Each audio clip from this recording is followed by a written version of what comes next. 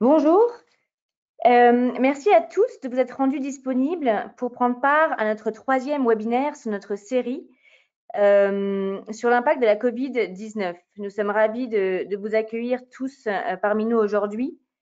Alors, notre webinaire est une restitution des études que nous avons menées en partenariat avec la Fondation Mastercard sur les opportunités post-Covid des FinTech au Sénégal et en Côte d'Ivoire pour une meilleure inclusion financière. Donc, c'est vraiment un sujet qui est en pleine effervescence et plus que jamais d'actualité.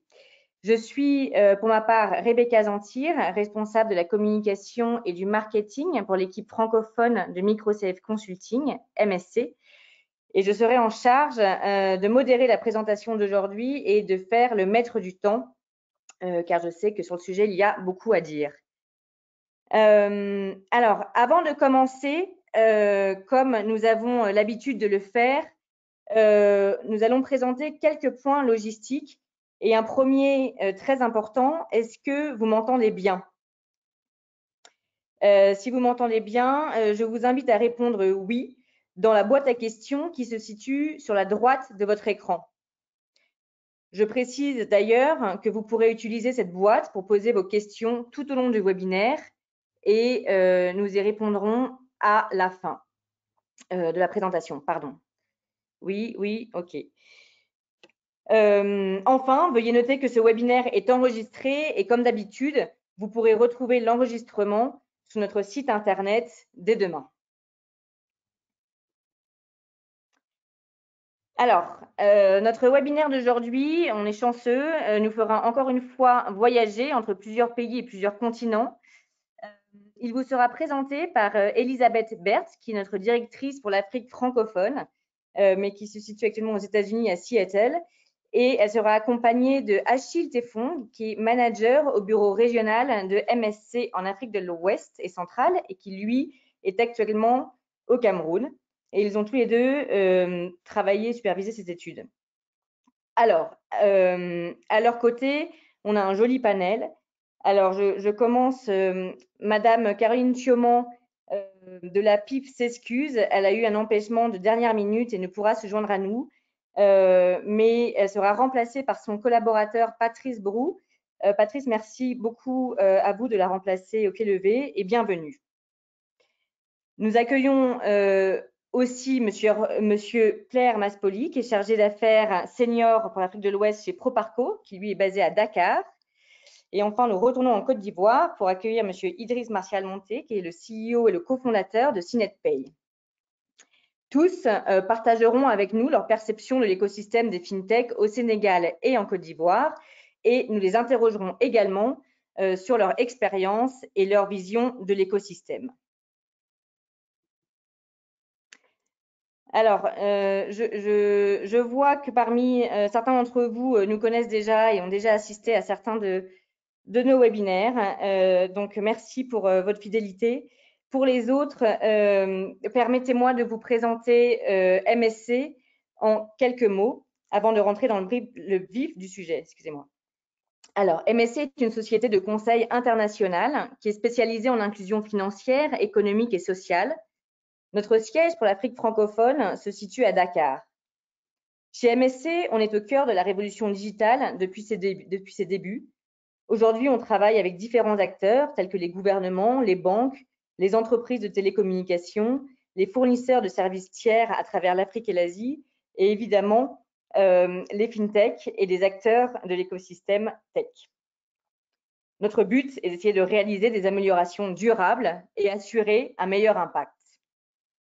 Alors concrètement, qu'est-ce que nous faisons? Nous offrons des conseils stratégiques et opérationnels et aidons à mettre en œuvre des programmes en utilisant nos données et nos idées provenant de nos travaux de recherche sur le terrain, qui, eux, sont véritablement enracinés dans une compréhension profonde des clients, de leurs besoins, de leurs perceptions, de leurs aspirations et de leurs comportements. Cette expérience, on la partage aussi à travers l'Institut ELIX, que certains d'entre vous connaissent, qui est notre organe de formation. Alors, hors période Covid, nous offrons à la fois des formations privées sur mesure, mais aussi des formations publiques en présentiel principalement à Dakar et à Abidjan. Enfin, on a développé une offre de formation en ligne qui bénéficie, elle, d'une accréditation de l'Université du Québec. Nous avons déployé cette offre de formation pour faire face à la situation actuelle. Et la dernière disponible, c'est celle qui est sur l'entrepreneuriat. Pour finir, nous avons plus récemment lancé une plateforme, je ne sais pas si certains d'entre vous ont déjà eu l'occasion d'aller dessus, qui s'appelle le Hub de la finance digitale. Alors le Hub, qu'est-ce que c'est? C'est un site web qui est 100% francophone, dont l'objectif est de fédérer du contenu diversifié, comme des articles, des infographies, des vidéos, des podcasts, du matériel de formation, un calendrier d'événements autour de la finance digitale. C'est une plateforme véritablement gratuite qui est là pour vous apporter de l'information et des outils pour vous accompagner au quotidien. Et pour faire écho à la thématique d'aujourd'hui, très prochainement, vous y retrouverez aussi une cartographie de l'écosystème FinTech en Afrique francophone que nous sommes en train de finaliser avec nos partenaires Deloitte et l'Africa FinTech Forum et qui sera disponible en accès libre. Nous vous enverrons un mail dans les prochains jours. Donc vraiment, cette plateforme, n'hésitez pas à vous inscrire. C'est une plateforme qui est faite pour que vous vous l'appropriez et qui a pour ambition de rassembler l'ensemble des acteurs de l'écosystème. N'hésitez pas à me contacter si vous avez plus d'informations. Je vous mettrai mon mail dans le mail que vous recevrez demain avec la vidéo. Merci beaucoup pour votre temps. Elisabeth, vous avez la parole. Merci Rebecca. Bonjour à toutes et à tous et bienvenue à notre webinaire. Donc aujourd'hui, comme mentionné à l'introduction, c'est notre troisième webinaire de notre série de webinaires sur l'impact de COVID-19 sur l'inclusion financière en Afrique de l'Ouest. En effet, l'année dernière, MSC a mené 3 études pour évaluer les répercussions de la crise, une sur les réseaux d'agents, une sur les MPME et une sur l'écosystème des FinTech.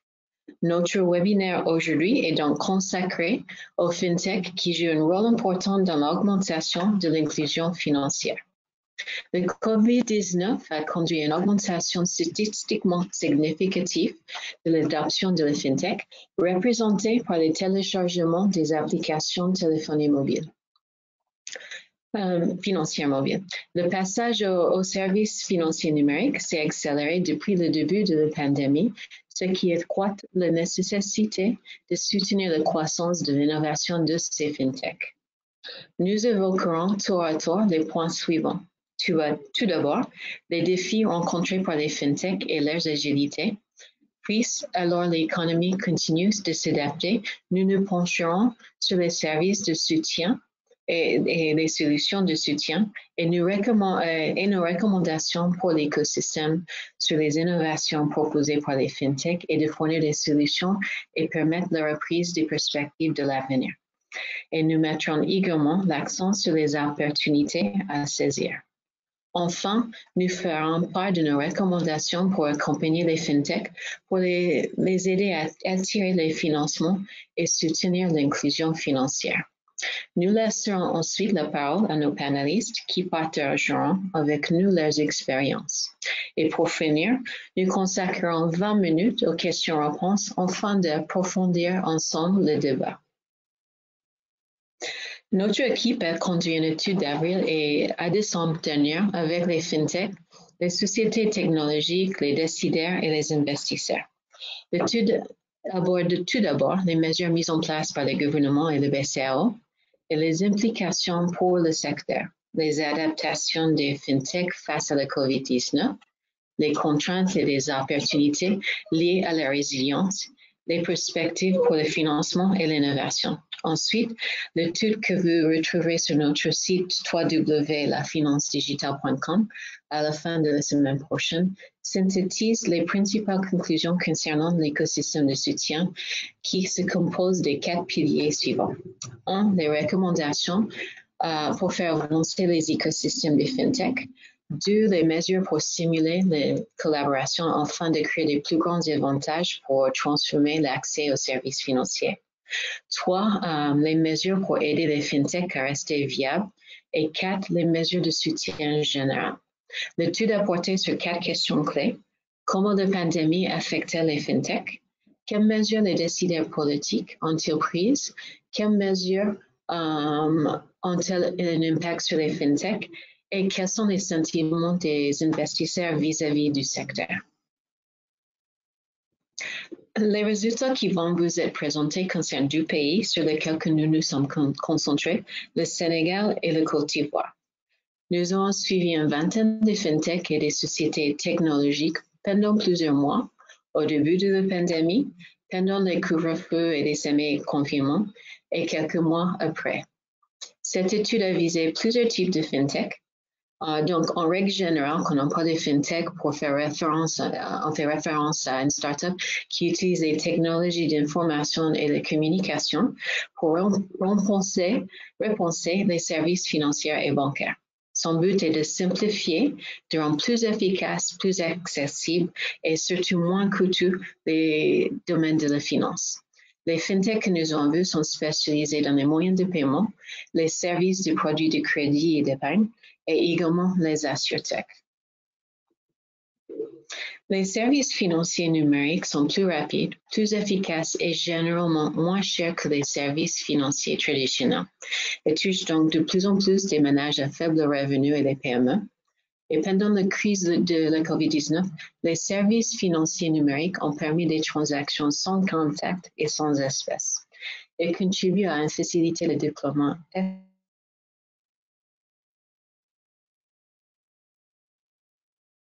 des personnes et des entreprises touchées par la pandémie. Les fintechs ont le potentiel de combler les écarts entre les hommes et les femmes et nous avons vu quelques points intéressants à ce sujet au Sénégal avec l'assouplissement des conditions pour l'ouverture des comptes qui a permis une augmentation de l'inscription des femmes à Mobile Money. Donc ça, c'est un bon signe. La crise a été le premier test de résilience pour les fintechs et le paysage concurrentiel risque de changer définitivement lors de la reprise. Le durcissement des conditions de financement et une forte baisse des transactions dues à des modèles économiques trop dépendants du contact physique ont durement touché les fintechs, en particulier ceux qui sont plus petits et ceux qui sont moins diversifiés. L'avenir nous dira si nous assisterons à une consolidation généralisée des fintechs et un repli des petites entreprises, ce qui pourrait entraîner une plus grande concentration du secteur et réduire l'accès aux financiers aux clients à faible à moyen revenu. Par nature, les fintechs sont conçus pour être agiles et un des principaux défis que nous avons constatés par le passé sur notre marché et la diversité limitée des modèles commerciaux évolutifs. Étant donné que l'ensemble du secteur a su d'adapter en même temps, la capacité de copier et les autres étaient limitées. Donc, chacun a dû tester et apprendre, ce qui a favorisé l'innovation et la résilience. De nombreuses entreprises et gouvernements ont testé des paiements numériques pour la première fois et les fintechs et les entreprises technologiques plus matures ont vu une croissance de B2B. Les impacts sociaux et économiques négatifs se poursuivent probablement longtemps après la pandémie a été endigué. L'impact des fintechs était inégal et les fintechs spécialisés dans les paiements sont tirés mieux que leurs homologues. La pandémie a créé des opportunités pour certains, mais a mis d'autres en difficulté.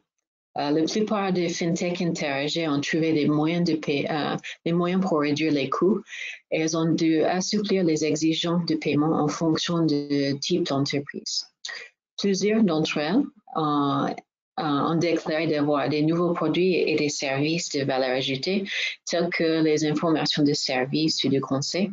En outre, les entreprises fintech ont signalé une augmentation des dépenses liées à l'accueil des clients, car elles sont passées des services face à face aux services virtuels.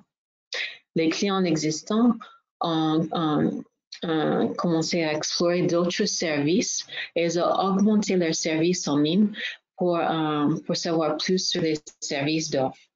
Les nombreuses entreprises aussi ont testé les services comme les paiements de salaire, qui a aussi augmenté les opportunités B2B.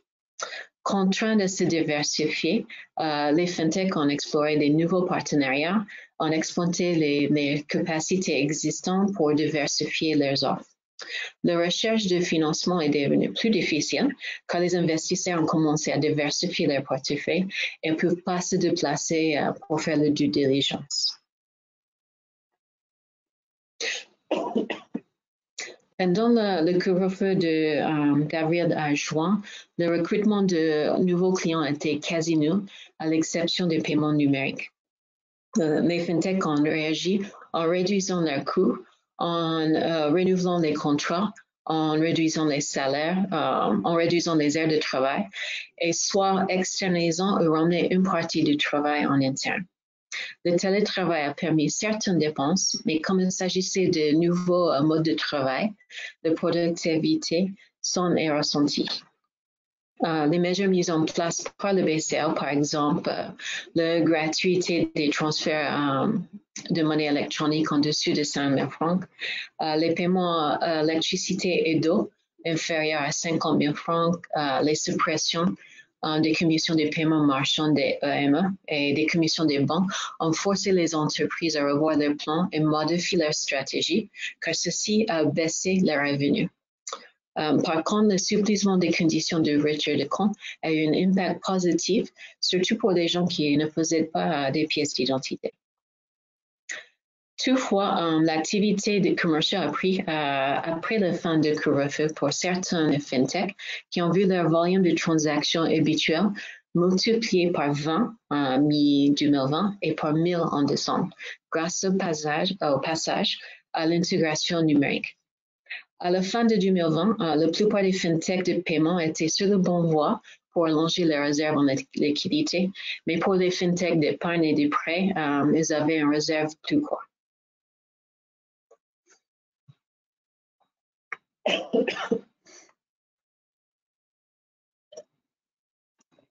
On sait que la qualité des infrastructures et l'environnement macroéconomique juridique peuvent contribuer à l'accroître l'accès à l'inclusion financière et la croissance des fintechs. Parmi nos répondances, le nombre des utilisateurs a augmenté et on verra alors une répercussion de l'inclusion financière plus importante en 2020. La capacité des fintechs à aider à faire face à la crise et la reprise dépendent sur plusieurs choses. Donc, la capacité de faire passer rapidement à l'échelle de l'inclusion financière numérique, c'est-à-dire la disponibilité des facteurs favorables et des politiques nécessaires aux services financiers numériques, les lacunes préexistantes en matière de réglementation et surveillance qui pourraient amplifier les risques, de la résilience du secteur fintech et des changements de son paysage pendant le ralentissement économique, et enfin l'accès au financement. Il est de plus en plus nécessaire que les pays adaptent la législation, c'est-à-dire les Startup Act, pour faciliter la création d'entreprises au niveau local, facilitant ainsi la création des entreprises en tant qu'entrepreneurs, mais aussi de créer des fonds d'investissement local et investir dans les entreprises du pays.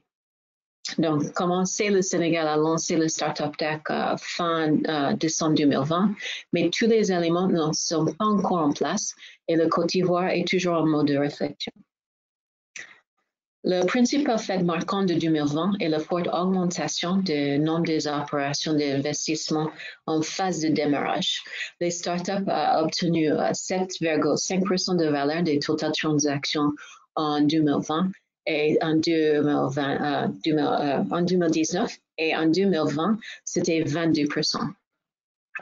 Afin de poursuivre cette tendance et à combler le financement, le temps est nécessaire. Aujourd'hui, la majeure partie des startups sont créées par les développeurs qui n'ont pas l'ensemble des compétences entrepreneuriales. Les pôles technologiques jouent un rôle important dans l'incubation et l'accélération d'innovation, rendre les startups en phase de démarrage prêtes à investir. Cependant, comme nous avons mentionné dans notre étude sur les fintechs l'année dernière, les technopoles eux-mêmes ont besoin de soutien, qu'il soit de la part du gouvernement ou du secteur privé, afin de déposer des moyens financiers opérationnels et nécessaires pour aider les startups. Il faut absolument que davantage des entreprises s'impliquent dans l'écosystème des startups. Elles peuvent s'engager auprès des startups en phase de démarrage par les biais des comités des projets, des partenariats d'un centre technologique comme un accélérateur et un incubateur ou des prises de participation.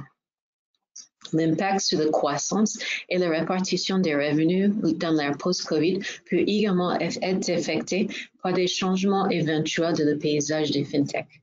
Si les jeunes fintechs et des petites entreprises qui ont une plus grande influence sur les ménages à faible revenu disparaissent, cela pourra augmenter la fracture de revenus entre les riches et les pauvres. Les fintechs ont été déçus par le faible soutien de l'ensemble de l'écosystème. La plupart des fintechs interrogés se développent seuls, sans aide d'incubateurs, des investisseurs ou du pouvoir public. Au Sénégal, les acteurs se plaignent du fait que le Startup Act ne soit pas encore opérationnel, notamment par la création de statuts particuliers pour les startups et dû à la lourdeur des procédures administratives. Comme la crise a forcé les fintechs à repenser leur modèle d'affaires, elles cherchent de l'accompagnement dans leur stratégie, la continuité des affaires et pour mieux comprendre les réglementations. Dans les deux pays, elles cherchent les financements, ceci peut comprendre l'identification des subventions ou l'accès au crédit à l'investissement à taux préférentiel au sein des banques commerciales, ou par exemple avec le DER au Sénégal, où l'État comme porteur de garantie, ou par exemple en France, on voit les fonds de solidarité du BPI France. Et dans le contexte de la crise actuelle, l'accès au crédit des banques commerciales est autant plus difficile. La politique fiscale devrait inclure des investissements dans les infrastructures numériques telles que l'accès à l'électricité, la couverture mobile et Internet, l'identification numérique, entre d'autres. Ces efforts devraient être complétés par la promotion de la protection des consommateurs et des données et la cybersécurité et de l'interopérabilité. Dans notre étude sur le paysage des fintechs inclusives, nous avons recommandé de faire des bureaux d'innovation et des bacs à sable. Il est important d'assurer une supervision et une réglementation de qualité, en particulier pour les institutions financières non bancaires. Les autorités de surveillance ont reconnu la nécessité d'adapter les approches réglementaires afin de trouver un juste équilibre entre la promotion de l'inclusion financière et la prise en compte des défis et des risques pour l'intégrité financière, la protection des consommateurs et la stabilité financière. Certaines juridictions ont créé des bureaux d'innovation comme première étape dans leur parcours d'innovation réglementaire. Les régulateurs peuvent aussi utiliser les bureaux d'innovation comme base factuelle pour une réforme réglementaire plus large. Les bureaux d'innovation peuvent fournir, par exemple, des indications pour la nécessité ou l'opportunité pour d'autres initiatives réglementaires innovantes. Donc, ils peuvent fournir des informations sur les avantages et les inconvénients de l'introduction d'un bac à sable réglementaire pour faciliter l'essai des produits et ou des politiques. L'objectif principal des bureaux d'innovation est de faciliter l'engagement des régulateurs et des innovateurs, l'apprentissage mutuel dans un cadre favorable à l'innovation. Cette interaction aide les régulateurs à identifier les problèmes émergents et à contribuer à l'élaboration des politiques. Elle est également essentielle pour les innovateurs car elle les aide à comprendre le paysage réglementaire actuel dans un contexte local et une orientation qui pourrait prendre les réglementations relatives au fintech. Les bureaux d'innovation diminuent les barrières à l'entrée et réduisent l'incertitude réglementaire, ce qui favorise l'entrée, la capitalisation et la croissance des nouvelles entreprises sur les marchés des services financiers. Les nouveaux entrants, à leur tour, favorisent l'innovation et la concurrence. Une concurrence accrue peut entraîner une baisse des prix des consommateurs et une plus grande gamme de produits et des meilleurs services qui favorisent l'inclusion financière. Trois des quelques 33 bureaux d'innovation actuellement en place aujourd'hui promeuvent explicitement l'inclusion financière. Les bureaux d'innovation peuvent soutenir les innovations financières inclusives qui arrivent sur le marché en ciblant explicitement des fournisseurs d'emploi qui favorisent l'inclusion financière. Ils sont aussi importants pour les régulateurs et de soutenir l'innovation financière inclusive en assurant une protection adéquate des consommateurs. Un engagement précoce sur les nouveaux produits, services et modèles commerciaux leur permet de conseiller les innovateurs sur les exigences de protection des consommateurs, ce qui favorise une innovation conforme. S'engager avec le secteur FinTech et les régulateurs comprendre les principales tendances, les problèmes et des risques potentiels. De cette manière, les bureaux d'innovation facilitent l'amélioration de l'environnement politique, ce qui favorise considérablement l'inclusion financière. Les autorités devraient aussi considérer de prendre des mesures pour améliorer la culture financière et numérique, notamment en incitant les fournisseurs privés des services numériques à éduquer leurs clients.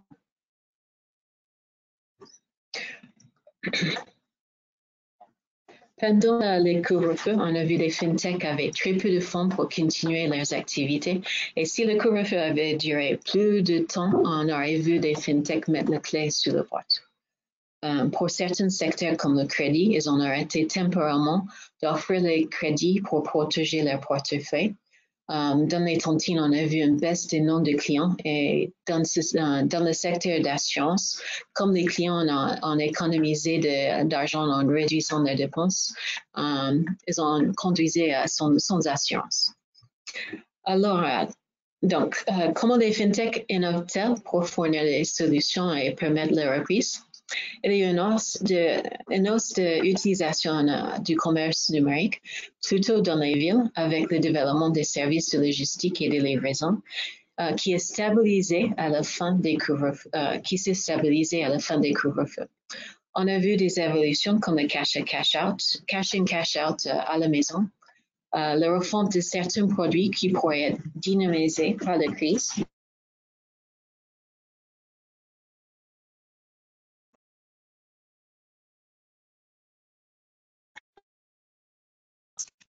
On a vu, pardon, comme vous entendez derrière moi, j'ai besoin de bouger.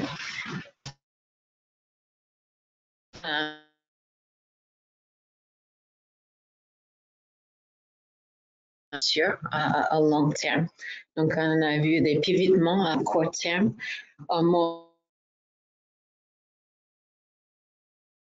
commercial en s'appuyant sur les compétences de base pour vendre des services de conseil aux clients ou des plateformes pour l'enseignement à distance.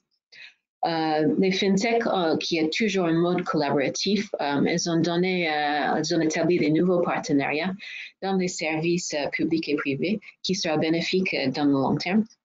On a vu une diversification dans l'activité commerciale. Donc, par exemple, un agrégateur cherche à vendre une marque blanche, sa plateforme de transaction pour les transferts sociaux en gouvernement à personne. Tirer parti des plateformes existantes pour offrir des services de renforcement des capacités. Et on a vu l'accélération de la numérisation des moyens de collecte pour surmonter les restrictions sur les transactions en personne. OK. Maintenant, passons-nous à les perspectives de l'avenir. OK. Avant de se pencher sur l'avenir, on va regarder rapidement 2020. Donc, 2 adultes sur 3 en Afrique n'ont pas des comptes bancaires. Donc, ça est un énorme marché pour les services financiers numériques. La réduction de financement des fintech pourrait contraindre des entreprises à rechercher les collaborations, l'investissement ou l'acquisition par les institutions traditionnelles. Donc, juste pour expliquer les images devant vous, il y a toujours une différence dans les données des entreprises qui fournissent l'analyse sur l'écosystème africain des startups. Chaque rapport a une méthodologie et des définitions différentes pour une startup tech africaine, ce qui explique certaines différences dans les valeurs et les variances qui ne passent pas d'ailleurs pas inaperçues aux yeux des investisseurs africains. Le processus de collecte des données est difficile en raison de plusieurs facteurs. Donc, le manque de transparence des investisseurs, le manque de volonté de divulguer des informations sur les levées des fonds par les fondateurs, et le manque d'uniformité dans l'ensemble des stades d'investissement dans les secteurs et des régions. Notre recherche secondaire a montré que dans les écosystèmes performants, la culture de partage de l'information et d'intégration est prédominante. Cependant, nous ne sommes pas encore là dans la sous-région et même dans notre étude, de nombreuses fintechs n'étaient pas disposées à partager des informations sur leur financement. On sait que plusieurs fintechs dans notre étude ont trouvé des financements par un moyen ou un autre, mais dans notre région, les investisseurs sont peu inclins à investir dans les startups tant qu'il n'y a pas d'une restructuration dans l'écosystème avec plus de collaboration entre les fintechs et les opérateurs historiques et plus d'innovation dans les modèles commerciaux.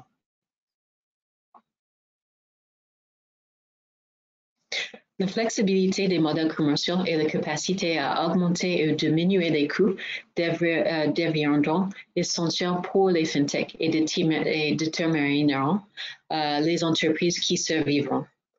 Les fintechs ayant des revenus récurrents et des contrats à long terme seront moins touchés que les entreprises ayant des modèles commerciaux basés sur les transactions, tandis que les fintechs B2B orientés vers le consommateur verront leur performance commerciale se contracter plus rapidement que les modèles B2B. Les segments de marché tels que les services de paiement ou les portefeuilles électroniques devraient connaître un essor considérable, tandis que les acteurs proposant des services d'identité numérique et de KYC devraient également prospérer. Le virus a entraîné une augmentation des incidents de fraude et cybersécurité.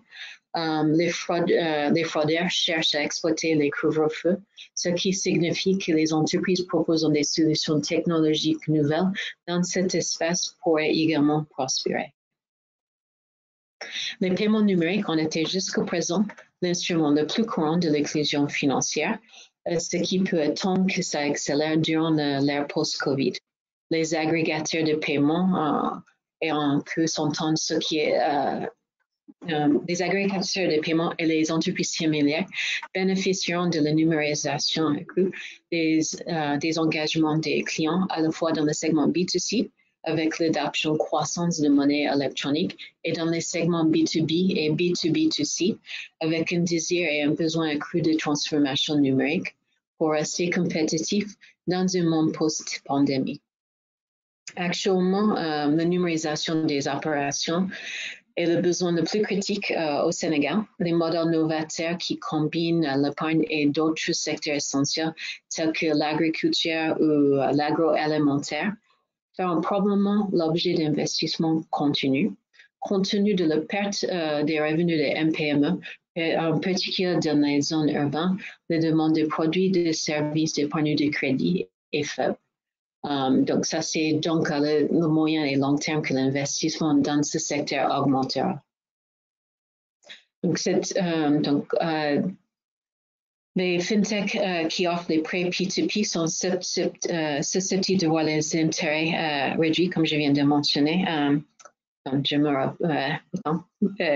L'activité dans d'autres domaines, par exemple, dans le secteur d'assurance, qui est encore naissant, a vu sa croissance stoppée par la pandémie. L'activité dans les domaines autres que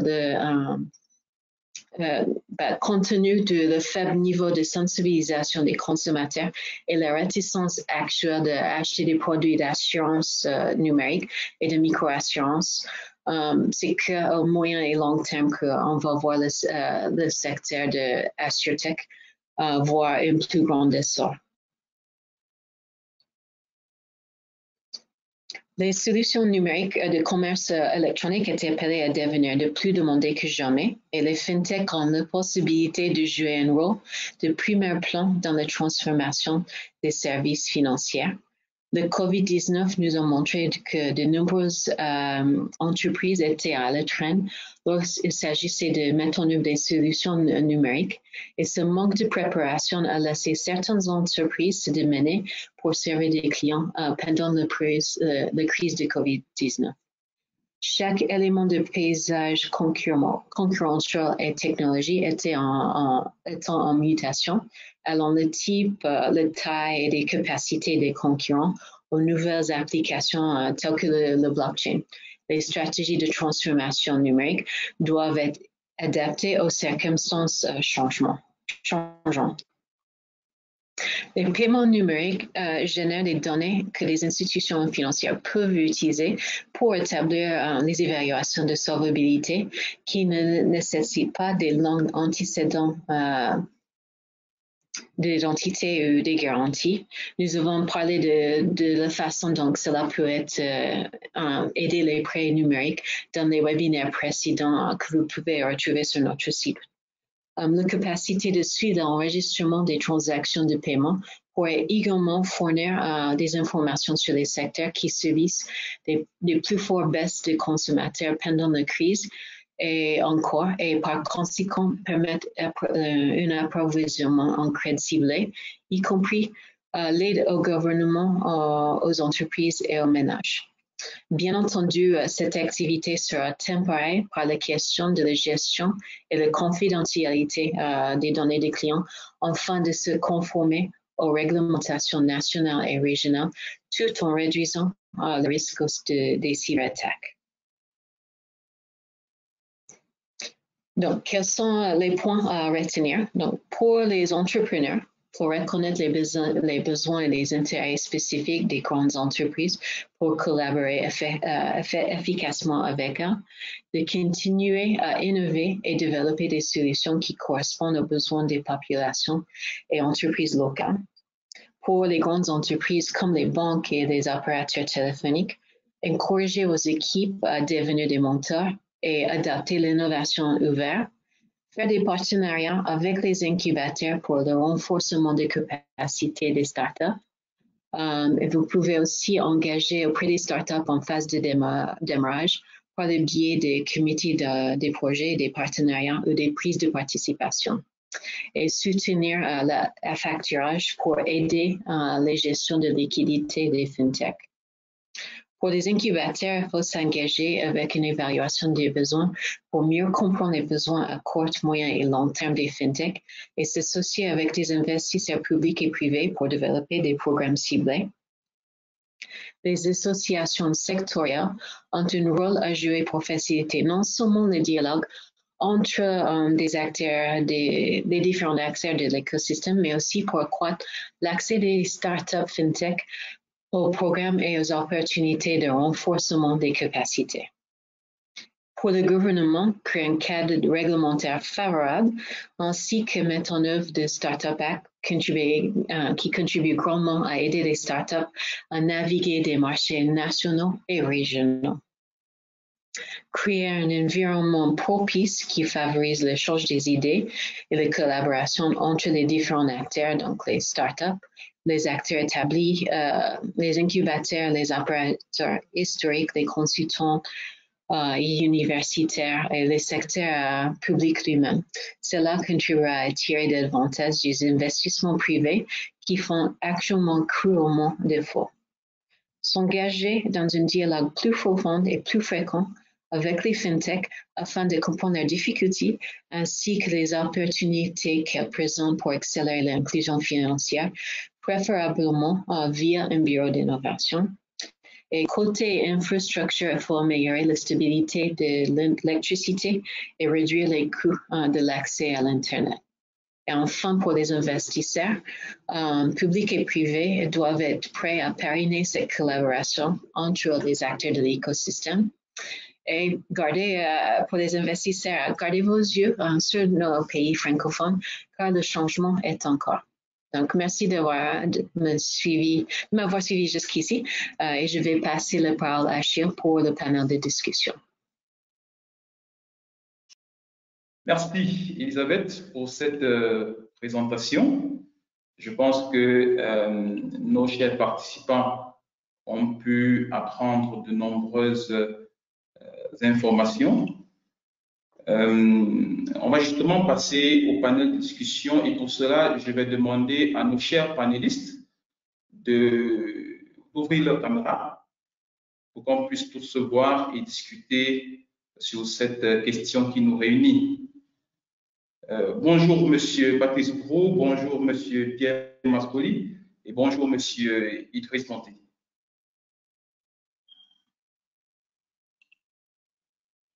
Alors, j'espère que vous m'entendez très bien. Donc, merci une fois de plus d'être parmi nous pour la dissémination de ces travaux de recherche. Permettez-moi tout d'abord, une fois de plus, de donner la parole à nos participants pour qu'ils puissent se présenter tour à tour. Je vais commencer par vous, Monsieur Brou. Merci, Monsieur Téfon. J'espère que tout le monde m'entend. Très bien. Ok, je suis Patrice Brou, sous-directeur des études et des statistiques à l'Agence de promotion de l'inclusion financière. Alors, je représente à ce panel Madame Caroline Thioma, la directrice de l'agence qui a eu un empêchement. Très bien, merci d'être présent. Monsieur Maspoli. Bonjour à tous, Pierre Maspoli, je suis le responsable de Proparco pour le Sénégal. Proparco est une banque de développement public française qui travaille directement avec le secteur privé. C'est la filiale de l'Agence française de développement qui travaille directement avec le secteur privé, de la start-up aux grands projets d'infrastructure. Donc aujourd'hui, on va se focaliser sur les start-up, en particulier les fintech. Ce bureau, je l'ai ouvert il y a 2 ans.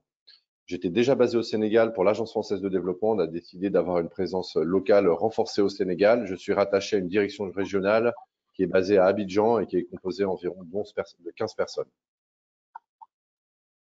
Merci, merci Pierre. Monsieur Monté. Bonjour, je suis Idriss Martial Monté, je suis le CEO et cofondateur de la startup SNETP, une fintech qui développe un agrégateur de paiement pour permettre aux e-commerçants et aux entreprises et institutions d'accepter tous les moyens de paiement, mobile money, carte bancaire et autres wallets dans 8 pays en Afrique francophone. Merci Idriss, je pense que beaucoup de personnes vous ont certainement reconnu. Ceux qui se demandent qui est derrière le projet SNETP, il est aujourd'hui là devant vous. Alors, nous allons commencer tout d'abord avec un aspect qui a été évoqué lors de la présentation par Elisabeth. Je veux par là parler de la collaboration. Elisabeth a mentionné que les investisseurs sont peu enclins à investir dans les startups fintech d'Afrique de l'Ouest sans s'il n'y a pas justement une restructuration de l'écosystème avec plus de collaboration entre les fintech et les acteurs historiques, et aussi s'il n'y a pas un renouvellement des modèles commerciaux. Alors, il y a un concept que nous connaissons tous aujourd'hui qu'on appelle la compétition, qui veut par là dire collaborer même en étant concurrent. Comment est-ce que les acteurs variés de l'écosystème peuvent mieux collaborer avec les fintech? Alors, quand je dis acteurs variés, je veux par là mettre en avant ici les banques, les institutions de microfinance, les établissements de monnaie électronique et les telcos. Donc, je m'adresse principalement, ou alors dans un premier temps, à Idriss. Bon, je pense que c'est très simple. Comment est-ce que les acteurs traditionnels peuvent collaborer avec des fintech? Aujourd'hui, les fintechs, c'est vraiment la dernière ligne droite pour pouvoir avoir accès au client final ou au petit commerçant ou à la petite entreprise. Donc, on développe des innovations technologiques qui permettent d'offrir des services ou des solutions à ces petits commerçants et à ces petits marchands. Et ces petits commerçants et ces petits marchands sont des acteurs qui ne sont pas forcément la cible des acteurs traditionnels que ce sont des banques financières. Je pense que ça a pris du temps pour ces acteurs traditionnels pour comprendre les différents métiers qui existaient dans la chaîne de valeur des services financiers. Il y a des entreprises qui sont spécialisées dans la construction du réseau, il y a d'autres qui sont spécialisées dans la distribution, il y a d'autres qui sont spécialisées dans l'acceptation et dans l'acquisition. Mais je pense que ces acteurs ont compris aujourd'hui que s'ils veulent croître rapidement, ils ont tout intérêt à collaborer avec les fintechs. Et les fintechs aussi ont compris que si elles veulent croître aussi rapidement et être conformes vis-à-vis de la réglementation, elles doivent aussi collaborer avec ces acteurs traditionnels. Aujourd'hui, c'est quelque chose qui est compris par les deux parties. Donc, pour moi, la collaboration se fait aujourd'hui sans problème. Il suffit juste que les modèles soient clairs et que le partage de revenus entre les différents acteurs soit clair et que personne n'empiète vraiment sur le cœur de métier de l'autre. Et aujourd'hui, de plus en plus, on a ce type de partenariat qui se met en place parce que les modèles sont clairs, les partages de revenus sont clairs, les périmètres aussi sont clairs, les cibles sont clairs. Et ça facilite vraiment la collaboration entre ces acteurs et ces acteurs et les fintechs. Merci Idriss. Alors, je me tourne vers vous, monsieur Patrice Brou. Alors, Patrice, Idriss dit que la collaboration a vraiment débuté, que ça se fait de manière parfaite, mais parfois, quand on discute avec certains acteurs fintech, ils disent comment est-ce que certains établissements de monnaie électronique vont peut-être ouvrir leurs API, mais en même temps être concurrents sur le marché. Comment est-ce que vous pensez, ou alors comment vous voyez cette collaboration dans le secteur? Je pense que votre micro est fermé, Patrice. OK. Super. Merci. Il faut dire qu'en Côte d'Ivoire, comme dans d'autres pays, nous constatons de plus en plus que les banques collaborent avec des fintechs. Bon, ça commence à venir. Et je pense que certaines institutions financières, certaines banques particulièrement, ont commencé à comprendre que en collaborant avec des acteurs qui, bon, a priori, sembleraient être des concurrents, elles ont compris qu'en le faisant, elles permettent de gagner du temps et de pouvoir apporter de la valeur. En ce qui concerne la PIF, ce qu'il faut dire, c'est que nous faisons la promotion de ce genre de partenariat qui ont pour objectif, en fait, de pouvoir aboutir à la production des offres, à la production d'offres diversifiées à l'attention des clients des services financiers. Et donc, particulièrement, dans le cadre de la stratégie nationale d'inclusion financière, notamment au niveau de l'axe sur la promotion de la finance digitale, nous citons nommément un certain nombre de partenariats que nous encourageons avec les institutions financières, notamment les banques, les systèmes financiers décentralisés et même les opérateurs de téléphonie mobile. Alors, parce que nous avons compris lors des discussions, lors des réflexions, que ces acteurs, c'est vrai qu'ils mènent des activités quelque peu distinctes, mais lorsqu'ils se mettent ensemble, ils arrivent à produire des résultats qui nous font réellement atteindre les objectifs en matière d'offres de services financiers adaptés aux populations et surtout à des coûts relativement réduits. Alors, en ce qui concerne la collaboration, à notre niveau, nous continuons toujours de réfléchir avec certains acteurs en ce qui concerne notamment les barrières telles que les API, vous les avez évoquées. Il faut dire que le partage des API est indispensable, notamment pour une bonne collaboration, une bonne implication surtout des fintechs dans le secteur bancaire. Et je pense que nous travaillons dans ce sens. tout en préservant, bien entendu, en veillant à préserver les normes de cybersécurité et de protection des données à caractère personnel. Un dernier élément que je voudrais juste évoquer, c'est que l'ensemble des acteurs sont bien organisés. Nous avons au niveau des banques, il y a une représentation qui est l'APBF. Au niveau des SFD, nous avons l'APSFD.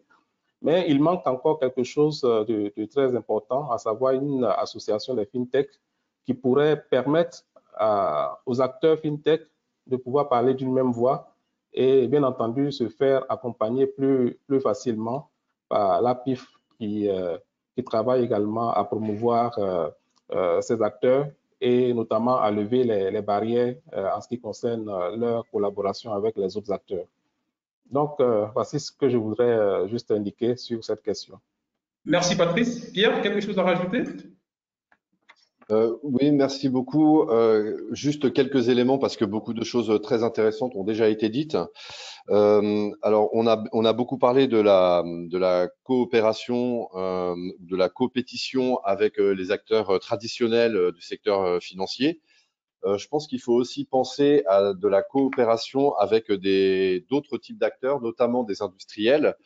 À titre d'exemple, ici, on a des fintechs au Sénégal qui travaillent pour des industriels en marque blanche sur des moyens de paiement digitaux. Donc, il y a aussi cet axe de développement-là qui me semble intéressant, même si on parle moins de compétition parce que une fintech ne va pas compétir avec un industriel du secteur agroalimentaire, par exemple. Mais si on parle de coopération, je pense qu'il faut penser aussi à s'ouvrir à ce genre de coopération. Je vois aussi la même chose ici avec des entreprises qui sont spécialisées dans des logiciels de core banking system qui ont maintenant une approche de travailler avec des fintechs et de jouer le rôle un peu d'incubateur, on va dire. Donc, il y a aussi ce type de coopération qui me semble intéressante. Et après, un autre volet de compétition, cette fois, c'est de mieux faire travailler les fintechs ensemble. On peut être concurrent sur certaines choses, pas sur d'autres. Donc, rechercher des complémentarités avec d'autres fintechs pour pouvoir ensemble proposer une qualité de service plus importante et plus grande. Et également la coopération entre fintech qui ne sont pas sur les mêmes marchés, mais qui peuvent avoir des problématiques similaires. Je vois, moi, au Sénégal, beaucoup de coopération entre des startups qui utilisent de la tech, mais qui ne sont pas forcément des fintech, mais ça doit marcher aussi avec les fintech, entre des startups qui sont basées au Sénégal et des startups qui sont basées, par exemple, en Inde et au Cameroun. Et elles travaillent ensemble à voir comment elles peuvent chacune se tirer vers le haut. Très bien. Ça, ce sont justement des exemples de compétition. Et tout à l'heure, Pierre, vous avez évoqué cette collaboration qu'il devait avoir entre les startups fintech et les incubateurs. Donc, malgré justement une croissance des incubateurs dans la région, certaines fintech semblent toujours manquer de soutien. Les fintech que nous avons justement interrogés au cours de cette étude ont souligné pour elles, je veux dire, la nécessité d'avoir un système de notation des incubateurs. Alors, je vais me tourner vers vous, Patrice. Selon vous, comment orienter les activités des incubateurs et des accélérateurs, bien sûr, afin que ceux-ci puissent mieux servir et adresser les besoins des startups fintech? Donc, d'abord, je vous donne la parole, Patrice, et ensuite à Idriss. Oui, il faut dire que effectivement, les incubateurs sont un levier important pour l'essor de l'écosystème des fintech à travers leur soutien, notamment aux startups. Mais il se trouve cependant que la plupart des incubateurs et accélérateurs ne disposent pas de toutes les compétences requises, ni de l'expérience et quelquefois aussi de ressources pour encadrer efficacement les fintech. En Côte d'Ivoire, nous avons un ensemble d'incubateurs. Il y a une particulièrement qui se démarque, à savoir la Fondation Jeunesse Numérique. Il y en a d'autres. Mais ce qu'il faut dire, c'est que pour adresser efficacement les besoins des fintech, il importe que les incubateurs et accélérateurs puissent définir des stratégies spécifiques au FinTech, en lien notamment avec la stratégie nationale d'inclusion financière qui est le cadre de référence national en matière de promotion de l'inclusion financière. Et il importe aussi de sélectionner des mentors qui ont une expérience avérée en matière de finances numériques pour pouvoir développer des programmes de renforcement des capacités. Et il importe également d'élaborer des programmes d'incubation qui portent spécifiquement sur le e-commerce, par exemple, sur la numérisation des paiements gouvernementaux, qui est aussi une niche importante à explorer par l'ensemble des fintech. Les paiements dans le secteur agricole également, les partenariats, en partenariat bien entendu avec l'APIF, qui est l'agence gouvernementale qui est en charge également d'accompagner toutes ces initiatives-là, et bien entendu en partenariat avec les partenaires techniques et financiers. Voici quelques éléments que je voudrais apporter sur cette question. Très bien, merci. Donc, je vais me tourner vers Idriss en retenant que Patrice a souligné qu'il y a justement des incubateurs et des accélérateurs qui n'ont pas la compétence requise. Donc, je pense que c'est une question sur laquelle on devrait pouvoir en discuter davantage avec l'APIF pour voir justement comment est-ce que ces structures-là exercent et comment est-ce qu'on peut réguler leur activité étant donné qu'elles n'ont pas forcément des compétences requises. Donc, Idriss, sur la même question. C'est extrêmement compliqué. Mon avis sur la question, c'est que il faut encourager la création des incubateurs et des accélérateurs parce que ce sont des acteurs importants dans la formation des futurs entrepreneurs et dans la formation des futurs fintech qui vont opérer sur nos différents territoires. Pour moi, il faut les encourager, il faut les accompagner, il faut les soutenir, il faut vraiment les soutenir pour qu'ils puissent vraiment former les futures pépites de la Côte d'Ivoire et du Sénégal. Oui, c'est vrai qu'il y a certains qui n'ont pas les compétences et les moyens pour pouvoir mettre en place. Et je rejoins Patrice là où il disait qu'il faut choisir de très bons mentors, des mentors qui sont peut-être des entrepreneurs. Comme dit l'adage, ce n'est qu'un entrepreneur qui peut coacher un autre entrepreneur, ce n'est pas un professeur de sciences économiques et sociales ou bien un professeur de finances qui va venir montrer à l'entrepreneur ce qu'il faut faire parce qu'il y a des situations que l'entrepreneur gère qui n'ont rien à voir avec toute la théorie qu'il a appris au cours de sa formation. Donc, oui, il faut les accompagner, les aider, il faut choisir des bons mentors, des mentors qui ont une certaine expertise dans le domaine, dans le secteur d'activité pour lequel on veut accompagner ces futurs entrepreneurs. Et peut-être aussi qu'à un moment donné, Patrice, il faut spécialiser ces incubateurs. Plus on est spécialisé, plus on est focus, plus on est concentré sur quelque chose et plus on a de meilleures idées, de meilleurs projets pour pouvoir répondre aux besoins d'un secteur bien précis. Par exemple, pourquoi ne pas faire des incubateurs qui sont vraiment spécialisés dans tout ce qui est agritech, des incubateurs spécialisés dans la fintech, des incubateurs spécialisés dans le edtech, bien dans la regtech, etc. Pour moi, c'est une piste qu'il faut explorer, spécialiser les incubateurs et les accélérateurs, les accompagner, les soutenir. Et je pense que le résultat sera présent d'ici quelques années dans l'avenir. Merci Idriss. Donc, voilà la piste de spécialisation des incubateurs et également promouvoir le coaching venant justement des personnes qui ont un vécu dans l'entrepreneuriat. Je vais me tourner maintenant vers vous, Pierre. En tant qu'investisseur, quels conseils auriez-vous pour les startups fintech pour rendre leur activité justement plus attractive vis-à-vis des investisseurs que vous êtes?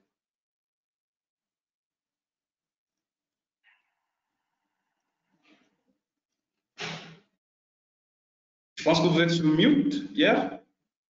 Pardon, merci. Oui, donc effectivement, la question qu'on doit se poser finalement en tant qu'entrepreneur, c'est que veut un investisseur? Un investisseur, il est assez basique en soi. même si c'est difficile de satisfaire son désir. Lui, ce qu'il souhaite, c'est avoir du confort quant à la rentabilité de l'opération dans laquelle il va investir.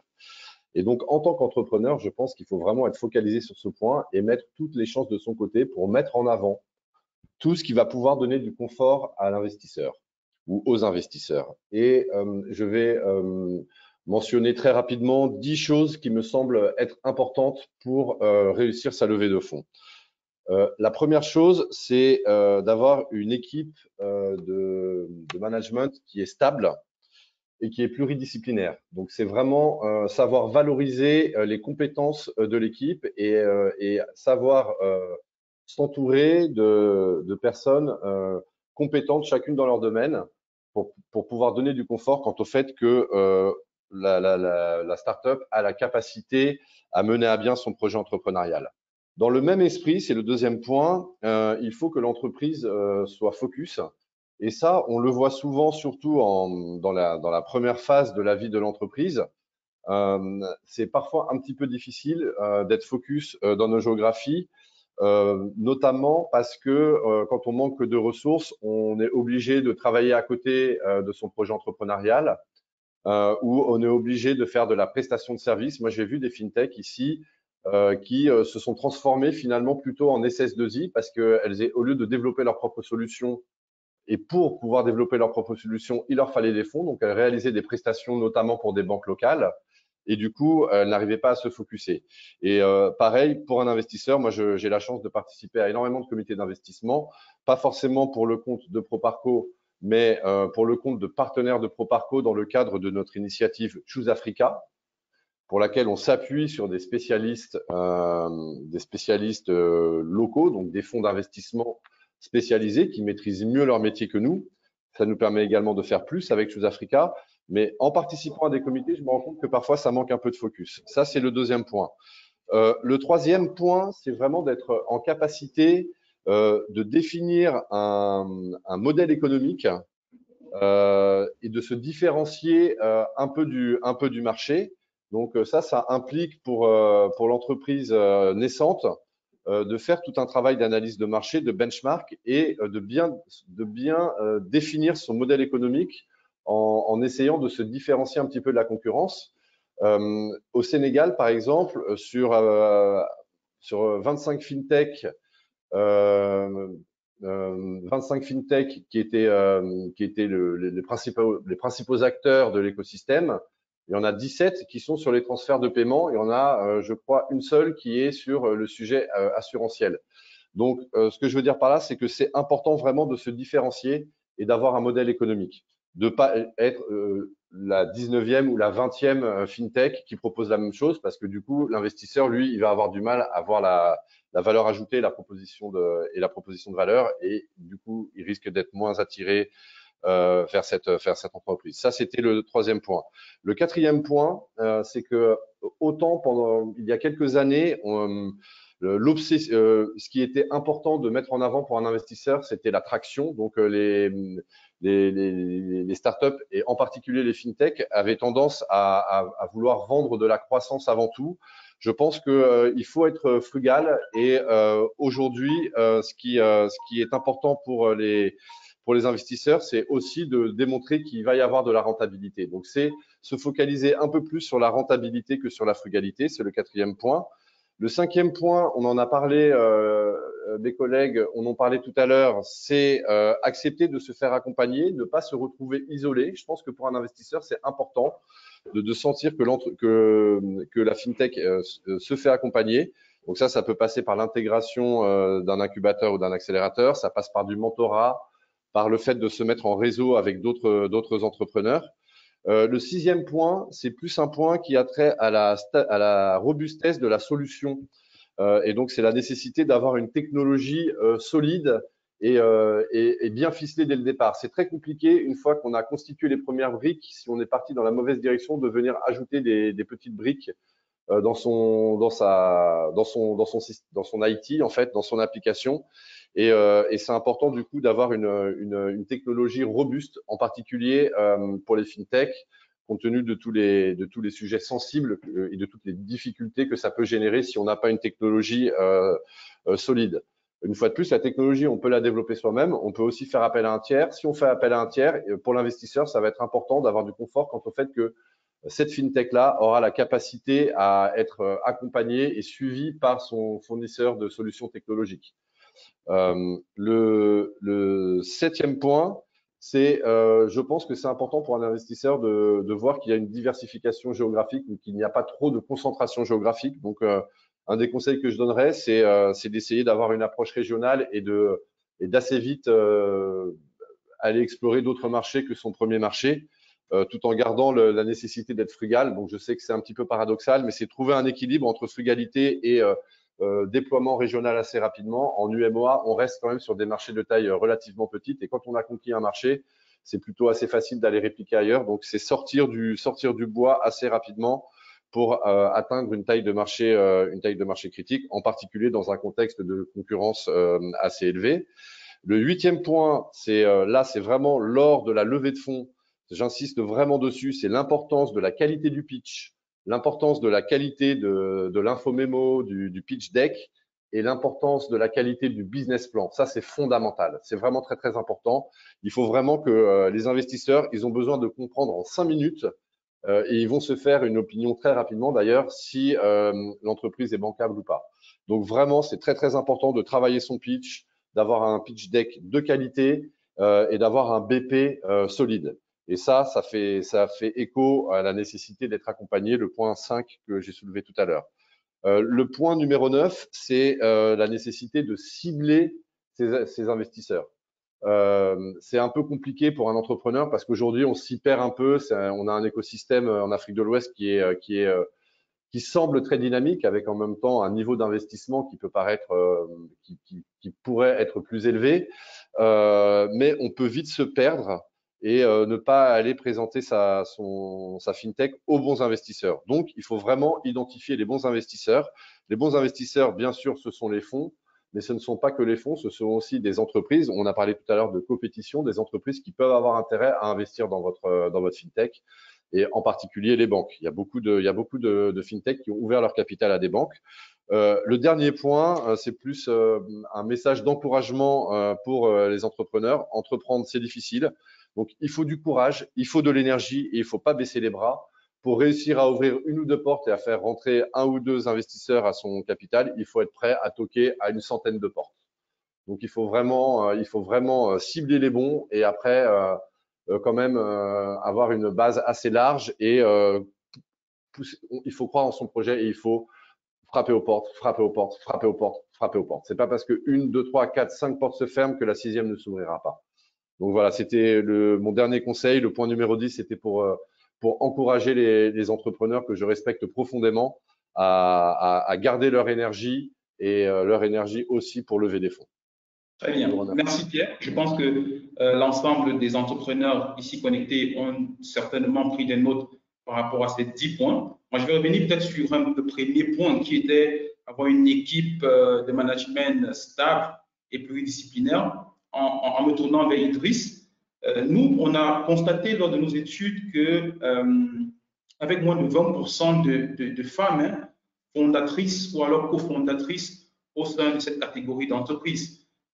Comment, à votre avis, augmenter la présence des femmes entrepreneurs dans l'écosystème de FinTech?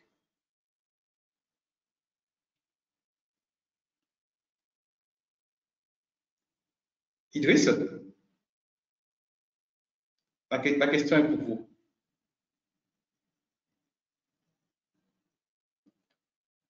Alors, je ne sais pas si on a perdu Idriss. Patrice?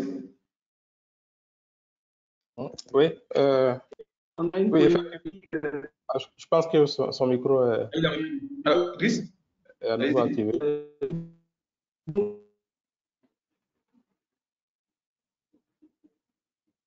Ah non, je pense qu'il y a un petit problème de connexion. Patrice? Oui, effectivement, ce qu'il faut dire, c'est que bon, de façon générale, nous notons que au niveau du genre, il y a des progrès qui sont faits, mais il y a encore beaucoup d'efforts à faire pour pouvoir régler la question d'égalité du genre de façon générale et plus spécifiquement spécifiquement, plus particulièrement au niveau de l'entrepreneuriat des femmes et spécifiquement au niveau des fintech. C'est un constat également que nous faisons. Et pour y remédier, ce que je peux dire, c'est de promouvoir l'entrepreneuriat féminin, déjà au niveau des incubateurs. Comme je le disais précédemment, les incubateurs ont un rôle, en tout cas, très important à jouer pour l'encadrement des entrepreneurs. Et donc, je pense qu'à ce niveau-là, déjà, il y a un travail qui peut être fait pour promouvoir l'entrepreneuriat féminin, notamment en ce qui concerne les startups. Et par la suite, je pense que l'APIF, ou à travers le gouvernement, à travers l'APIF, pourrait justement apporter tout l'appui institutionnel nécessaire pour permettre à ce type de start-up de pouvoir émerger. Bien, merci. Alors, Idriss, vous êtes revenu. Est-ce que vous pouvez nous dire juste en quelques mots comment est-ce qu'on peut faire en sorte que les femmes soient plus représentées dans cet écosystème dans les 2-3 années à venir?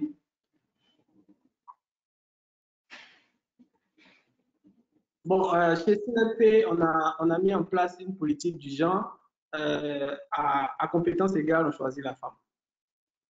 À compétence égale, on choisit la femme parce que le constat que nous avons fait, c'est que les femmes, généralement, elles sont plus performantes, elles sont plus fidèles, elles durent plus longtemps dans les entreprises, elles ne partent pas très rapidement. Donc, nous, on encourage déjà les candidatures féminines chez nous. Et un des objectifs qu'on s'est fixé, c'est qu'à l'horizon 2025, il faut qu'on arrive à atteindre la parité au sein de l'entreprise en ayant 50% de femmes et 50% d'hommes.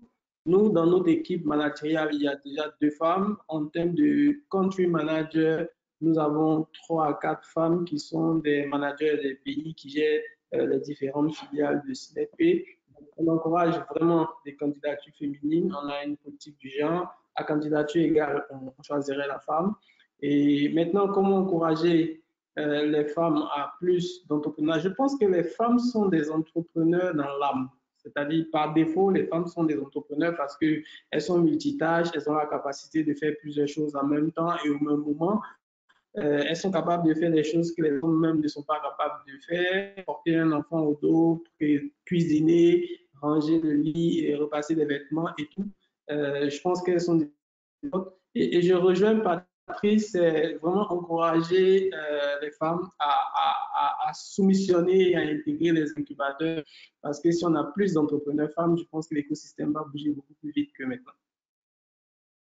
Merci beaucoup, Idriss. Alors, je me souviens de cette étude qui disait déjà que 54% des entreprises qui sont créées par les femmes ont plus de chances de survivre que celles créées par les hommes.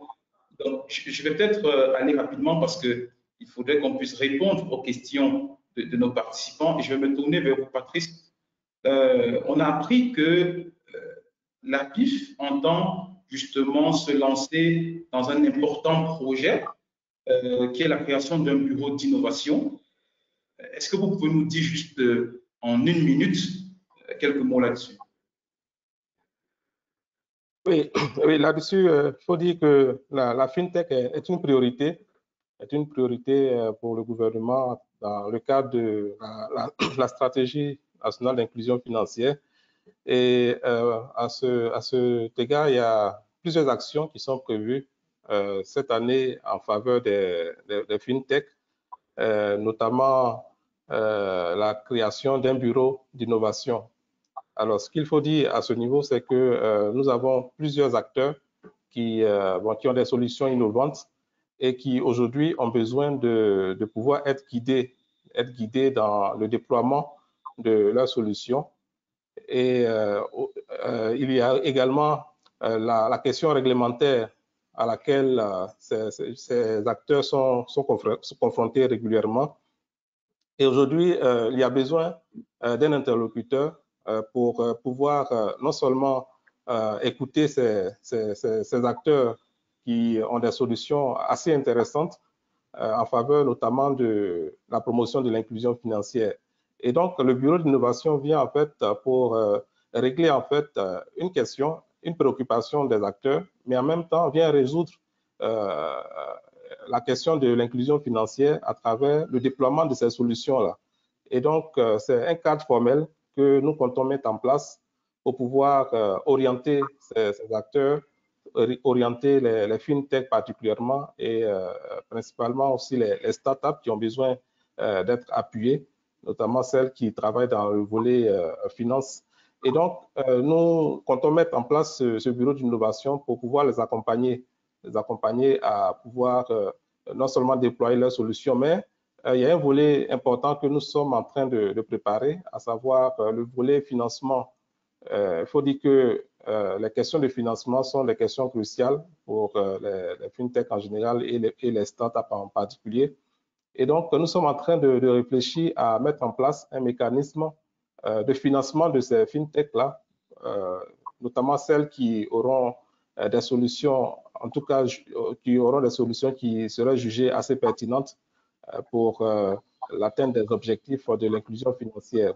Et je pense que ce bureau d'innovation aura pour avantage de faciliter, je veux dire, l'essor des fintech et l'essor de façon générale du secteur des fintech à travers des innovations qui sont orientées vers des réponses aux besoins des populations en matière de diversification des services financiers, mais aussi en matière de coûts, hein, puisque la diversification des services financiers a pour conséquence également de pouvoir régler les questions de coûts.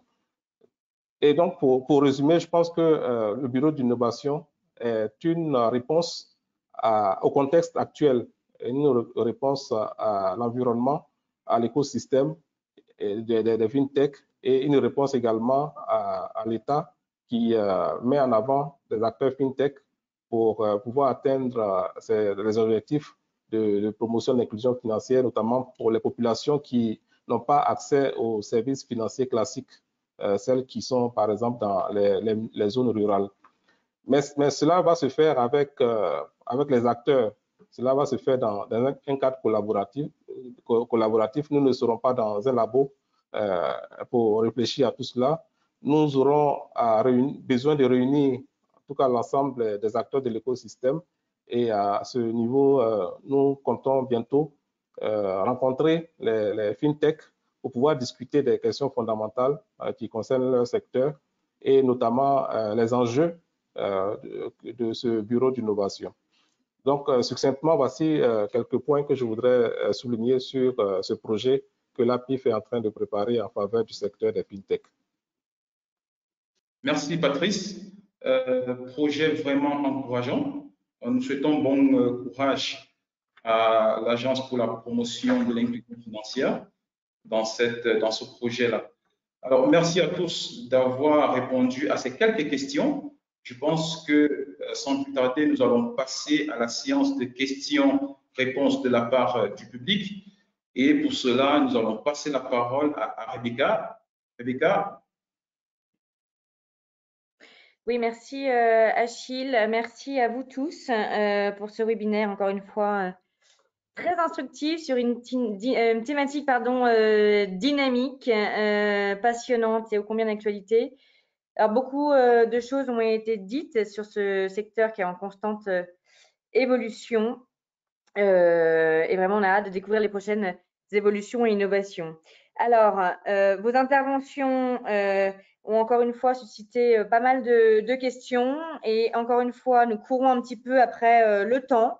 On n'aura malheureusement pas le temps de répondre à l'ensemble des questions en live, mais comme à notre habitude, on le fera par mail.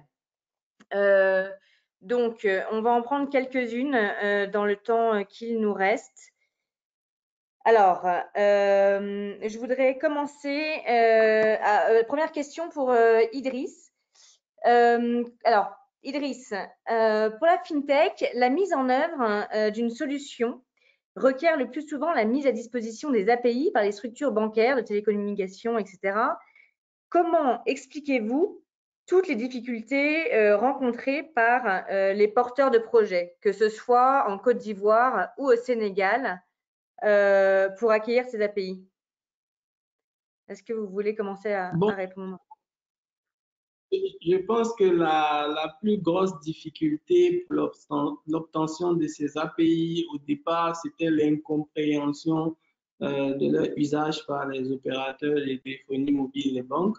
Et la deuxième grosse difficulté de ces acteurs bancaires opérateurs, c'est que certains opérateurs et certaines banques ont des exigences en termes de KYC, de conformité, de lutte contre le blanchiment et du financement du terrorisme, en termes de sécurité et de normes de sécurité internationale que ces fintechs et ces startups doivent respecter pour pouvoir utiliser en toute sécurité leurs API.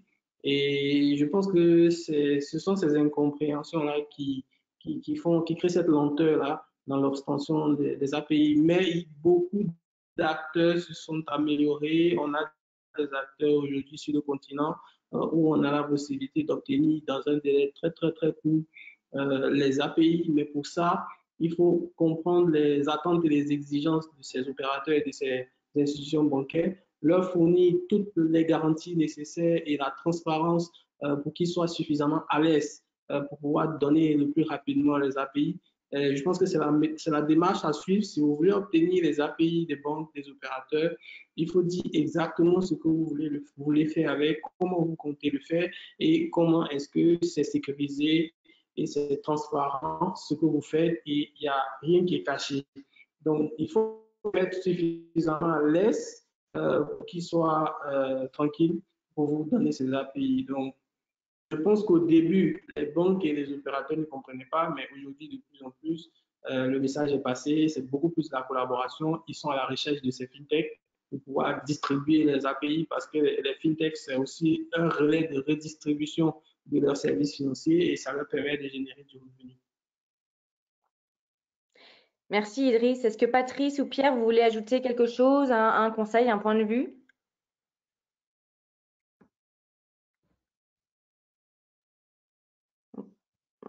Oui, je pense que Idriss a assez expliqué la préoccupation des acteurs FinTech.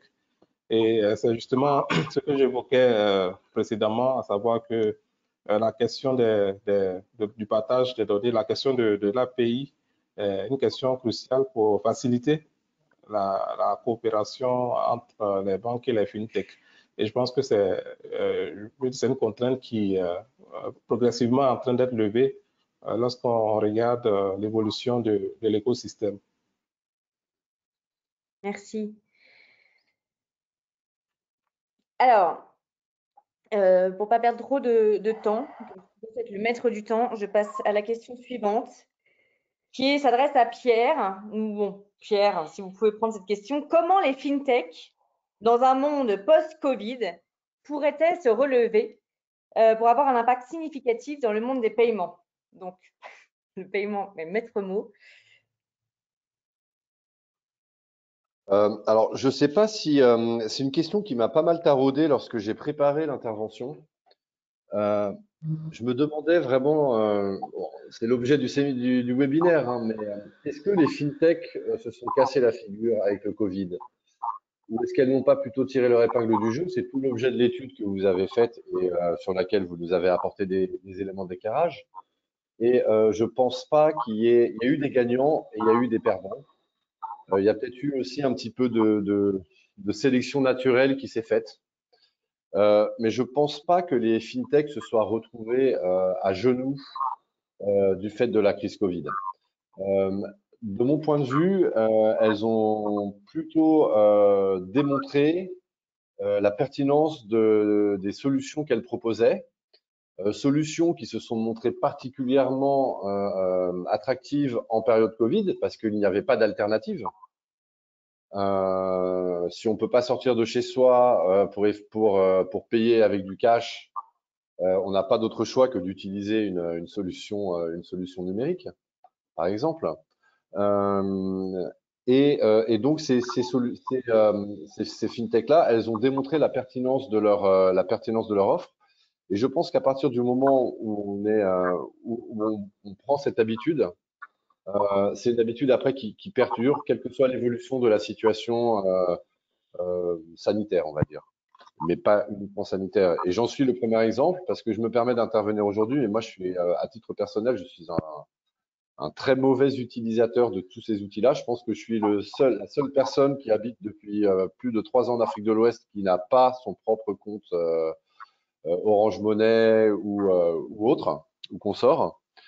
Et bien justement, depuis le Covid, j'ai installé l'appli et je vais maintenant l'utiliser. Donc je pense que la crise, en fait, elle a généré des difficultés. On en a vu on les a balayées tout à l'heure, mais je pense aussi qu'elle a permis de faire du tri, qu'elle a permis à certaines entreprises de sortir leur épingle du jeu dans un contexte où, de mon point de vue, il va y avoir forcément un peu d'écrémage et un phénomène de concentration avec des fusions, des rachats, etc.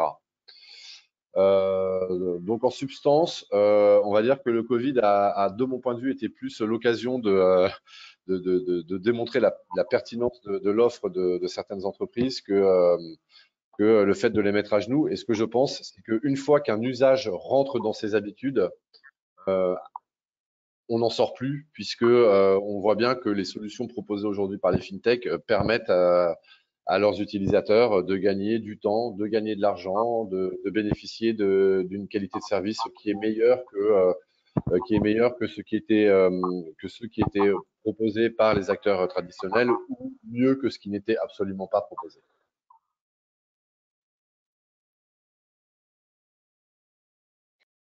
Merci Pierre. Félicitations pour votre souscription.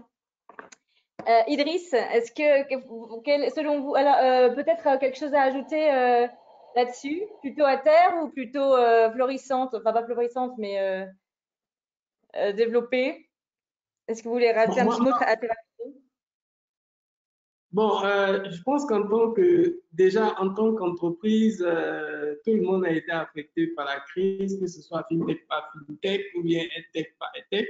Mais nous, on a vraiment cru que la crise allait venir accélérer la digitalisation des services en Afrique, en Côte d'Ivoire et au Sénégal.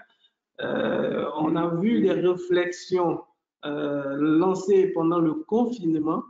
Mais le constat que nous avons fait, c'est que dès que les mesures ont été allégées et que le confinement a été supprimé, comme on le dit, on a beau chasser, mais les anciennes habitudes reviennent toujours devant. Et les entreprises, dès qu'elles ont recommencé à se lever le matin, aller au bureau, commencer à travailler, les réflexions qu'elles avaient entreprises pendant le confinement, elles les ont mis au tiroir et puis elles se disent que la vie continue comme hier. Il n'y a plus d'urgence à digitaliser les services etc., etc. Donc, nous, on a vraiment cru que la crise allait accélérer l'utilisation du digital et surtout des services financiers digitaux. Mais on s'est rendu compte que dès que le confinement a été levé dans beaucoup de pays, bon, on est revenu à nos anciennes habitudes et puis la vie reprend son cours. Merci Idriss. Patrice, est-ce que vous voulez ajouter quelque chose pour boucler la question?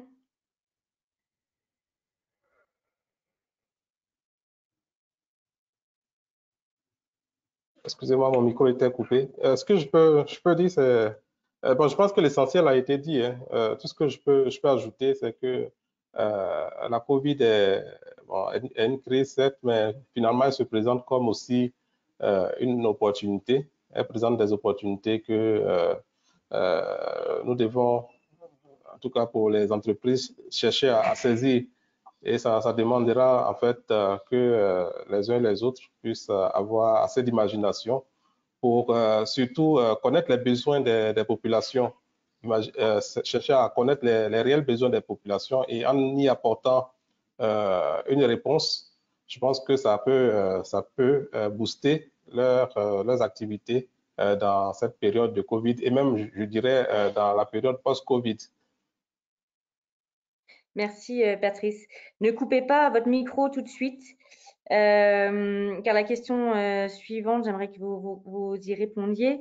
Donc, la question suivante est celle-ci.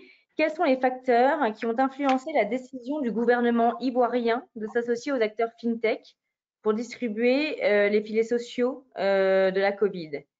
Et quels conseils donneriez-vous à d'autres pays du l'UEMOA pour élargir leur collaboration de manière similaire avec les startups FinTech afin d'accélérer l'inclusion financière dans la région? Oui, ce qu'il faut dire à ce niveau, c'est une décision qui a été prise au niveau du gouvernement, notamment au niveau du ministère de la Solidarité et de la lutte contre la pauvreté. Alors donc, en ce qui concerne les transferts sociaux particulièrement, le choix a été fait d'impliquer une fintech dans les transferts sociaux. Et c'est en cela que je disais tout à l'heure qu'il y a des opportunités à saisir, aussi bien dans le domaine privé, mais aussi au niveau du secteur privé, notamment à travers les flux gouvernementaux. Et donc, le choix de cette fintech, bien entendu, répondait certainement à une préoccupation, à savoir de pouvoir utiliser le digital pour pouvoir atteindre des populations qui ne sont pas forcément en zone urbaine. Et ce sont des populations qui sont bien souvent dans des zones assez reculées. Alors donc, les fintech ont cet avantage comparatif de pouvoir atteindre des populations au dernier kilomètre. Et je pense que c'est un avantage que les fintech doivent, un point sur lequel les fintech doivent jouer pour pouvoir répondre non seulement aux préoccupations du gouvernement qui a souvent besoin d'atteindre des populations dans des zones rurales, mais aussi répondre aux besoins de ces populations-là également qui ont bien souvent besoin d'avoir accès à des services financiers. Donc, ce que je peux dire, c'est pour le deuxième volet de la question, c'est que les fintech ont un rôle important à jouer dans l'écosystème et notamment en ce qui concerne la vision des gouvernements de promouvoir l'inclusion financière. En ce qui concerne la Côte d'Ivoire, nous avons nommément cité les fintech dans la vision de la stratégie nationale d'inclusion financière parce qu'on savait le rôle important qu'ils ont à jouer. Et je pense que puisque les économies de la sous-région sont similaires à plusieurs points, je pense que les fintech peuvent aussi jouer un rôle assez important dans l'ensemble des pays de la sous-région. Et on peut véritablement s'appuyer sur elles pour pouvoir déployer un certain nombre de solutions à l'endroit des populations reculées. Merci, merci Patrice.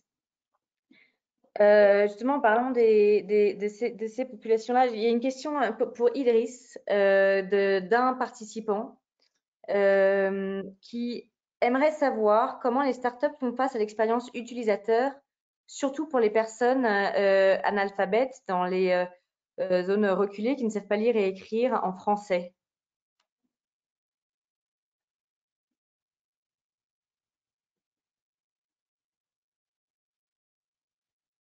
Idriss, je ne sais pas.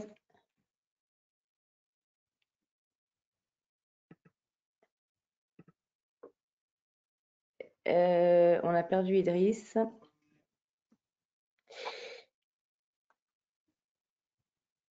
Ah non, on a récupéré Idriss. Idriss, vous nous entendez? Ah oui. Oui, je vous entends très bien. Vous avez entendu ma question? Vous voulez que je la répète? Tu peux répéter la question, s'il vous plaît? Ouais. Donc, la question du participant est la suivante. J'aimerais savoir comment les startups font face à l'expérience utilisateur, surtout pour les personnes analphabètes qui ne savent pas lire et écrire en français. Alors ça, c'est une question très, très difficile et je pense que pour adresser cette question, on a besoin des associations et des organisations qui militent en faveur de ce groupe de personnes parce que la FinTech est d'abord une entreprise, donc elle analyse d'abord la rentabilité et le marché Et généralement, quand on analyse ce marché, il n'est pas suffisamment grand pour nécessiter des investissements pour pouvoir accompagner ces personnes. Mais pour moi, pour pouvoir pallier à cela, on doit pouvoir mettre en place des coopérations ou des collaborations entre les fintechs et peut-être des associations ou des organisations qui militent en faveur de ces personnes qui vont peut-être financer ou préfinancer ou bien aider dans le développement des innovations technologiques qui seront redirigées vers ces personnes. Donc, c'est vrai, oui, quand on fait les développements, on ne pense pas vraiment à ce groupe de personnes parce qu'on se dit qu'ils sont pas assez significatifs, mais on peut le faire si jamais on a l'appui et on a l'aide et l'assistance des organisations comme l'APIF, des associations ou des fondations qui militent en faveur du bien-être de ces personnes, qui peuvent nous accompagner dans des projets spécifiques à ces personnes. Par exemple, comment développer un menu USSD, Orange Money ou CNetPay pour permettre aux personnes non-voyantes ou analphabètes pour aider ces personnes à utiliser le mobile money. Donc, c'est un vrai défi, mais le défi il est moins technologique que financier. Donc, c'est plus financier que technologique. Si les moyens sont mis à disposition des entreprises et des fintechs, on sait développer des solutions qui sont adaptées à cette catégorie de personnes. Merci Idriss. On grignote un peu le temps du sablier, mais Patrice, est-ce que vous auriez un mot à ajouter sur ça, sur les pistes justement d'accompagnement pour pouvoir atteindre ces populations-ci?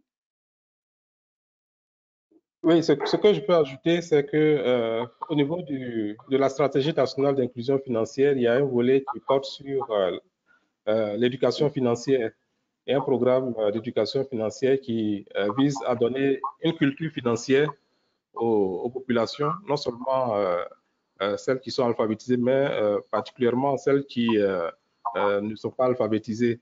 Donc, il y a un programme il y a un plan de ce programme qui leur est adressé et qui prend aussi en compte le volet alphabétisation numérique. Alors donc, c'est un programme qui n'est pas encore déployé, il est en phase de conception et je pense que lorsqu'il sera implémenté, il permettra en fait de remédier à cette situation à laquelle plusieurs de nos populations, surtout celles vivant en milieu rural, sont confrontées. Merci Patrice. Donc ça laisse entendre beaucoup d'opportunités, de nouvelles opportunités à saisir pour les fintechs. On arrive à la fin de notre temps. On a déjà dépassé de 12 minutes. Je veux juste finir avec Pierre sur une note un peu d'espoir. Enfin, une question qui serait l'ouverture de ce webinaire. Comment est-ce que vous voyez le marché de l'investissement à 3-5 ans en Afrique de l'Ouest? Bon, je le vois plutôt de manière très optimiste. Pourquoi? Parce que on a un écosystème ici qui est très dynamique. On a parlé tout à l'heure des freins, des quelques difficultés, mais dans l'absolu, on a quand même un écosystème qui fonctionne très bien malgré sa relative jeunesse. On voit que ça pulse énormément en Afrique de l'Est. On voit que ça commence à pulser énormément en Afrique de l'Ouest avec des pays un peu moteurs, bien sûr le Nigeria, mais en Afrique francophone également, il y a le Ghana aussi. Et en Afrique francophone, les locomotives que sont la Côte d'Ivoire et le Sénégal, on a toutes les cartes en main pour que cet écosystème se développe.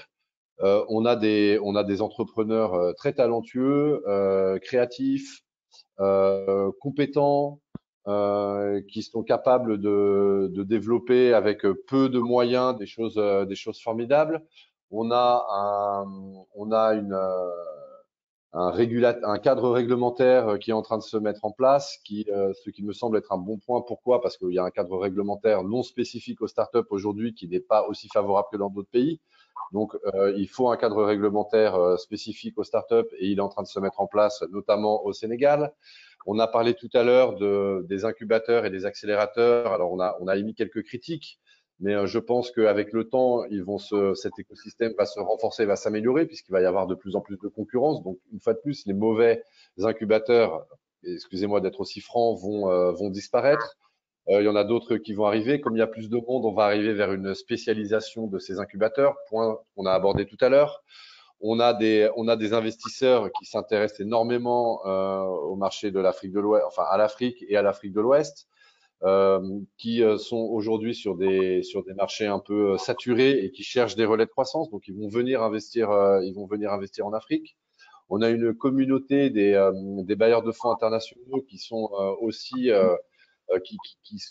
qui sont arrivés sur ce secteur qui n'est pas leur cœur de métier. Historiquement, les bailleurs de fonds, ils travaillent sur l'agriculture, la santé, l'éducation. Aujourd'hui, il n'y a pas un bailleur qui ne s'intéresse pas au développement du secteur privé, à l'entrepreneuriat et donc à l'écosystème qui nous intéresse aujourd'hui. Et ces bailleurs de fonds, ils sont aussi là du coup pour travailler avec les parties prenantes sur le financement de l'écosystème, sur l'amélioration du cadre réglementaire, sur des appels à projets, sur de la formation, sur toutes ces choses-là. Donc, je pense qu'on a vraiment tous les éléments pour être confiant en l'avenir. Après, on n'est pas dans le monde des bisounours et ce qui se passe, c'est quelque chose qui est extrêmement capitaliste dans son comportement. Donc, ça ne veut pas dire que tout le monde va sortir son épingle du jeu. Il y en a qui vont se faire ramasser, il y en a qui vont se faire doubler, il y en a qui vont se faire racheter, il y en a qui vont se faire écraser. Mais pour autant, on a quand même tous les astres qui sont alignés, des entrepreneurs dynamiques, un écosystème qui est en train de se mettre en place, des gens qui ont envie d'investir. Donc moi, et une population qui croît et qui a de plus en plus de besoins. Donc moi, je ne vois pas comment on ne pourrait pas avoir un écosystème très performant. Et j'irai même plus loin, peut-être même des choses qui se passent ici qui vont être répliquées ailleurs dans le monde. Donc moi, je suis très, très optimiste. Merci Pierre, merci pour ces mots à la fois francs, réalistes et très encourageants. Merci à tous les trois, à tous les cinq, pour ce bel échange. Achille, je te repasse la main pour une conclusion rapide. Merci Rebecca, merci aux panélistes qui ont bien voulu poser la question à nos différents participants. Je pense que aujourd'hui, on est dans un monde qui se digitalise à tout azimut et on le dit souvent, la Covid est venue juste accélérer le fait que, ou alors démontrer le fait que nous sommes justement dans une révolution numérique. Donc, nous avons été très heureux de vous recevoir sur ce panel, vous tous, et nous espérons justement vous avoir dans d'autres nos panels que nous allons pouvoir organiser et d'échanger de manière séparée avec chacun d'entre vous. Merci Patrice, merci Pierre, merci Idriss. Merci à tout le monde. Elisabeth? Merci. Et on se dit à très bientôt. Oui, on se dit à bientôt. Je rappelle juste à tous nos participants que nous n'avons pas eu le temps de répondre à l'ensemble de vos questions et je m'en excuse, mais nous y répondrons par mail. Donc, restez connectés sur nos réseaux. Je vous donne rendez-vous un petit peu plus tard pour découvrir le mapping complet que nous avons réalisé avec nos partenaires Deloitte et AFF sur l'écosystème des fintech en Afrique de l'Ouest. Merci à tous ceux qui sont restés malgré nos 18 minutes de dépassement. Je vous souhaite une très belle soirée et à bientôt. Merci beaucoup. Au revoir. Merci. Au revoir. Au revoir.